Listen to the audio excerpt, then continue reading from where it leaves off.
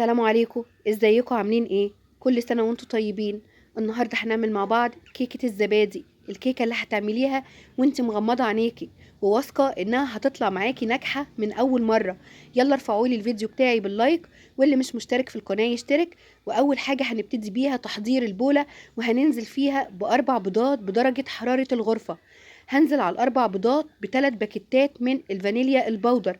لو عندك فانيليا سايلة حطي. هجيب المضرب اليدوي وابدأ اضرب البيض مع الفانيليا كويس جدا لحد ما الاقي البيض اختفى تماما. هنزل عليه بكوباية من السكر.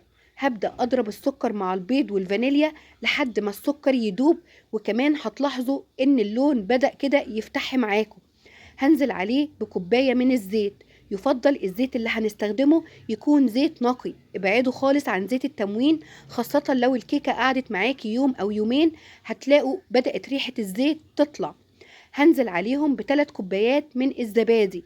3 كوبايات الزبادي ما يعادل كوباية من الحليب او اللبن. هضرب كده المواد السايلة زي ما انتوا شايفين بالمضرب اليدوي لحد ما احس ان كله اندمج مع بعضه.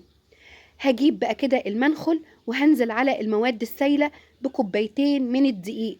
واهم حاجة ان احنا لازم ننخل الدقيق بتاعنا كويس. هنزل عليهم كمان بباكت من البيكنج باودر ال16 جرام. وهنزل عليهم كمان بمعلقتين كبار من النشا.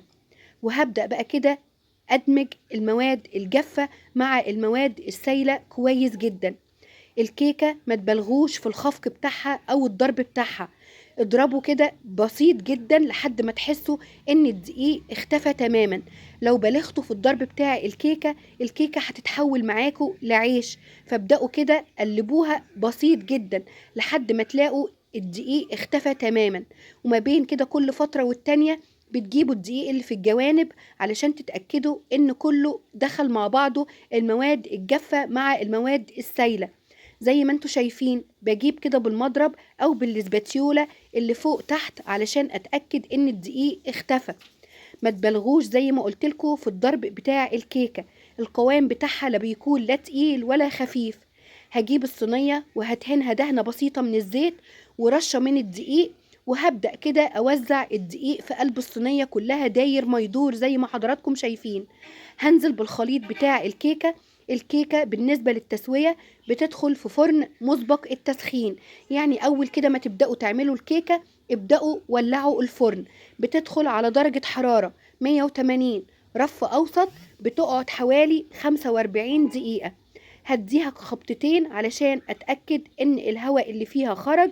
وغمضوا بقى كده عينيكم وفتحوها.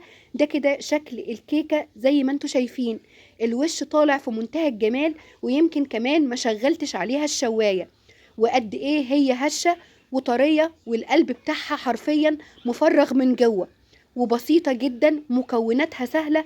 ويمكن انا متأكدة ان انتوا بعد ما تشوفوا الفيديو هتقوموا تجهزوا كل حاجة، وكل حاجة كمان هتلاقوها موجودة عندكم في البيت.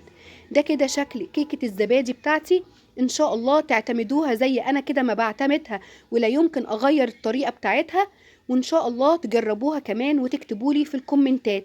ابدأوا بقى كده قطعوها بالشكل اللي انتوا عايزينه.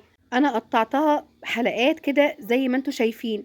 قد ايه والله السكينة يمكن انتوا شايفين بعينيكوا بتجري في قلب الكيكة، والكيكة طرية جدا معايا وهشة، والقلب بتاعها حرفيا مفرغ من جوه. ان شاء الله حبايب قلبي تجربوها وتطلع كمان احسن مما انا قلتلكوا عليها. يا رب يكون فيديو النهاردة عجبكم، واستنوني في فيديو جديد ان شاء الله. يلا بقى كده لايك ويلا اشتراك، وما تنسونيش كمان في دعوة حلوة من قلوبكم. باي باي.